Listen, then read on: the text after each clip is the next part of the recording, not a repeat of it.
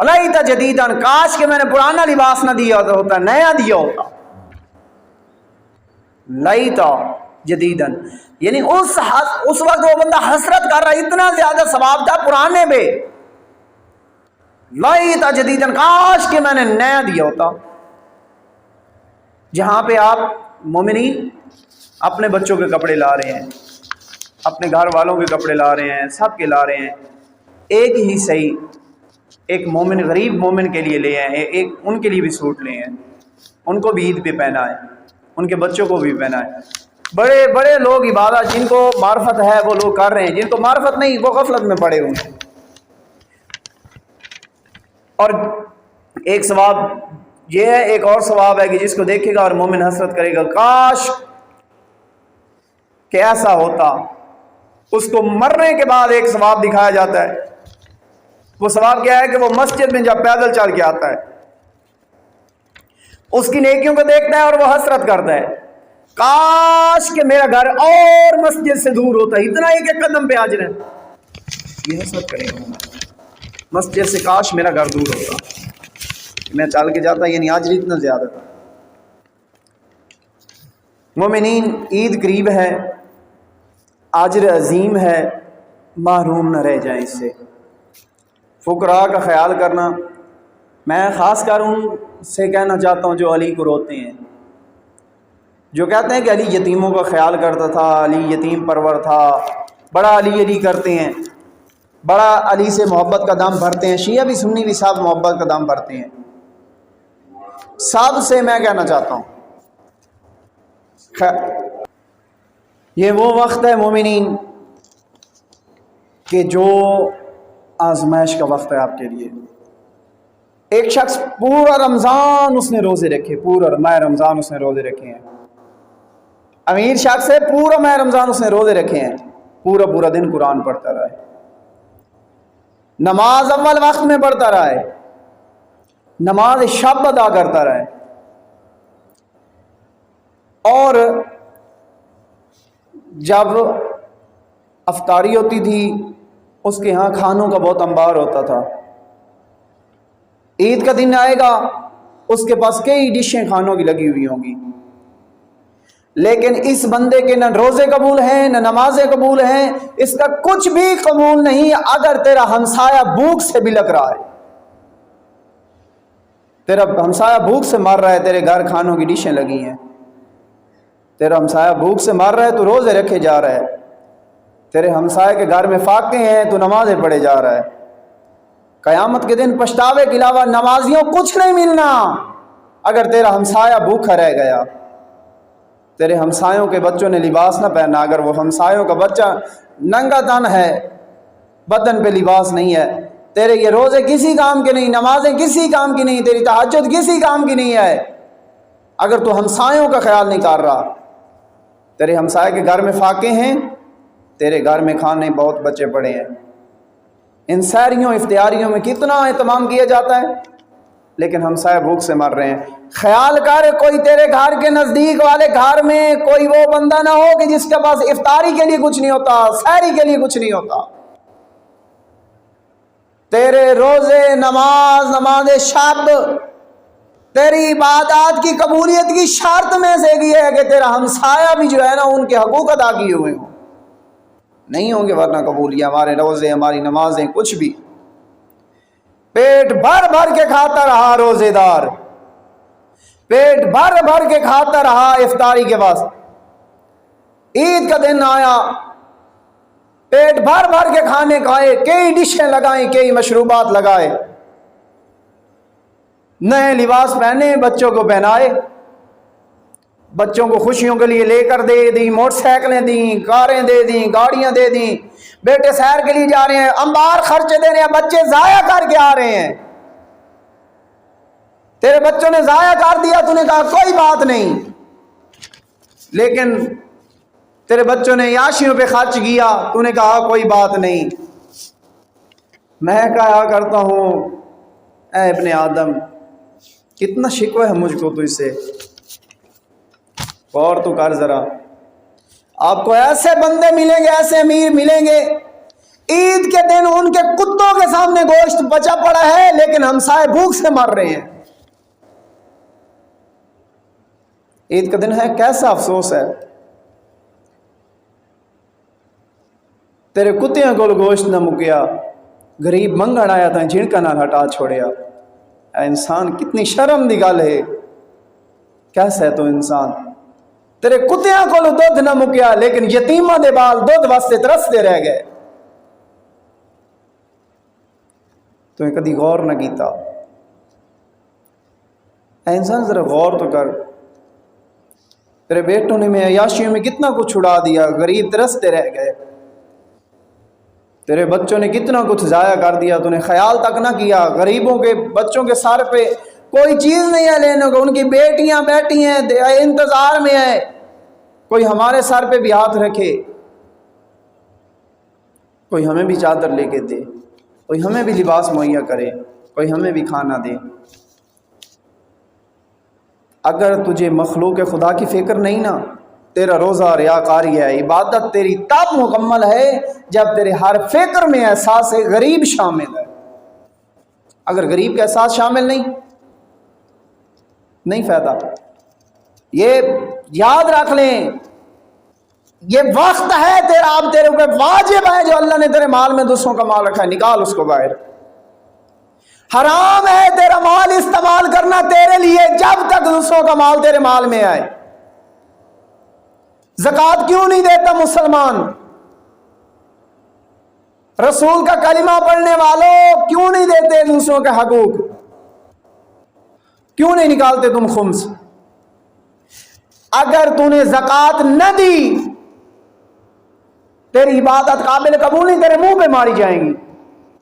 قرآن پڑھ کے دیکھ لے، فرمان پڑھ کے دیکھ لے، اور یہ وہ زکوٰۃ جو تو نے رکھی ہوئی ہے نا، بروز محشر تیرے گلے میں توق بنا کے ڈالی جانی ہے۔ اب دے غریبوں کو، وقت ہے عید پہ اپنا کچھ وہ سامان لے لے، زکوٰۃ دے، اب ادا کرنے کا ٹائم ہے۔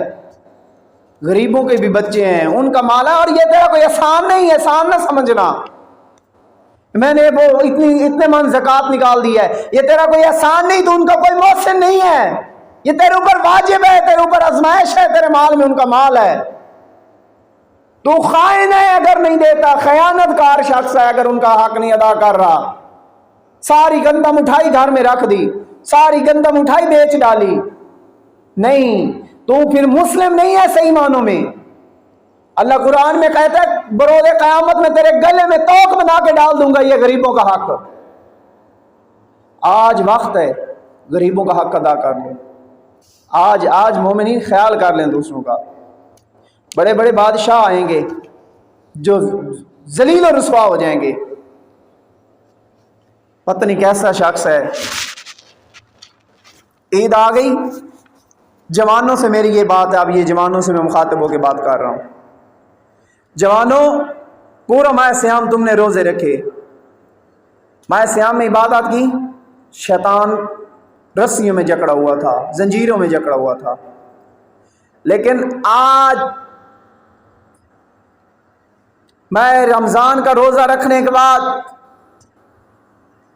کل یا جیسے ہی آپ کو خبر دے دی جائے گی کہ فلاں وقت عید ہے، عید کی رات ہوگی، شیطان کو چھوڑ دیا جانا ہے، اور آپ کے اوپر سب سے بڑا حملہ ہونا ہے جوان تیرے اوپر۔ شراب نوشی نہ کرنا سارا ماہ رمضان روزے رکھ کے، عیاشیوں والی محفل میں نہ جانا، جوان خیال کرنا سب سے پہلا حملہ تیرے اوپر ہے۔ عید ہوتی ہے، لوگ تماشائی پہلے سے پروگرام بنا کے رکھے، ہم نے وہ کام کرنا ہے۔ عید کی رات پتہ نہیں کیا کیا لوگ بدکاریاں کرتے ہیں۔ جوانوں خیال کرو، اللہ کی نافرمانی سے بچو، یہ اللہ سے اجر لینے کا وقت ہے، اللہ کو ناراض کرنے کا وقت نہیں ہے۔ اپنی گندی محفل سے، گندے ماحول سے اپنے آپ کو بچا لینا ہے۔ یہ بہت بڑا حملہ ہوتا ہے اس دن شیطان کا جوانوں پر، اور جوان پتہ نہیں کیا کیا عیاشیاں کرتا پھرتا ہے۔ جوان اپنی جوانی پہ غرور نہ کر، متکبر نہ کمان، بڑے بڑے فرعون ختم ہو گئے، قبریں نہیں رہی، ان کے نام مٹ گئے ہیں۔ تو نافرمانیاں چھوڑ دے اپنے خدا کی۔ بڑے بڑے بادشاہ آئے، ختم ہو گئے۔ اگر تو نے خرچ کرنا ہے تو غریبوں پہ خرچ کر، ملیا میٹ ہو گئے، بڑے لوگ، بڑے بڑے لوگ ختم ہو گئے۔ خیال کر، اگر تو نے دینا ہے تو کچھ غریبوں کو دے۔ آج جوان تو نے ماہ رمضان میں توبہ کی ہے، جو سچا مومن ہے، سچا جوان ہے، جو مخلص جوان ہے، اس نے توبہ کی ہے، یقیناً توبہ کی ہے۔ اور ماہ رمضان میں مسلم تو کرتا ہی توبہ ہے نا، بوڑھوں نے بھی توبہ کی ہوگی، جوانوں نے بھی توبہ کی ہوگی، سب نے۔ لیکن تو تائب کیسا ہے؟ تو نے توبہ تو کر لی، لیکن تیرے ہاتھ پھر بھی کنجوسی سے بندھے ہوئے ہیں، سخاوت کے لیے ہاتھ نہیں کھلے۔ تیرے ہاتھ اب بھی اگر بندھے ہوئے ہیں، تیری مطلب مکمل توبہ نہیں ہوئی کہ پہلے کنجوس تھا، اب بھی غریبوں کا حق نہیں دے رہا، اب بھی غریبوں کا خیال نہیں جوان تجھے۔